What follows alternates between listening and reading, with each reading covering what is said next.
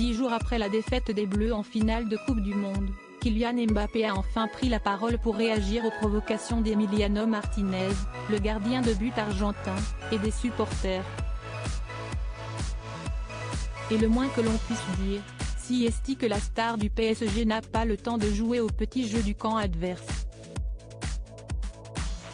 Les jours qui ont suivi la finale de la Coupe du Monde furent terribles pour les aficionados du ballon rond, dépités par la défaite de la France lors d'un match très serré face à l'Argentine. Rien, pas même les mots d'Emmanuel Macron dans les vestiaires de Doha après le match, n'ont réussi à apaiser la déception des joueurs, qui n'avaient pas le cœur à la fête, même lorsqu'ils se sont présentés devant les supporters sur le balcon de l'hôtel Crillon. Parmi les plus touchés, Kylian Mbappé, auteur de 3 buts lors de cette finale qui restera gravée dans les mémoires.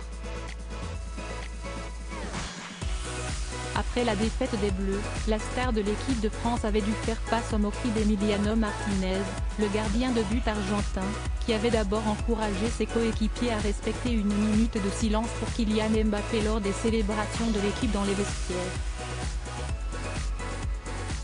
Un comportement qui avait particulièrement agacé les internautes, et notamment Adil Rami, qui ne s'était pas gêné pour le faire savoir en story Instagram.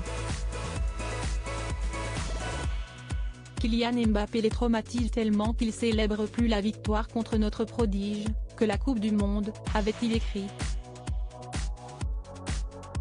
La réponse cash de Kylian Mbappé aux provocations des Argentins. Si Emiliano Martinez cesse de délecter sans relâche de ce scénario catastrophe pour les Bleus, Kylian Mbappé n'avait quant à lui pas encore réagi aux moqueries et provocations.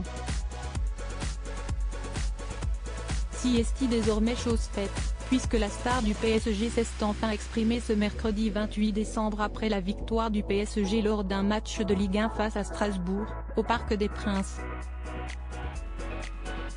Les célébrations, ce n'est pas mon problème.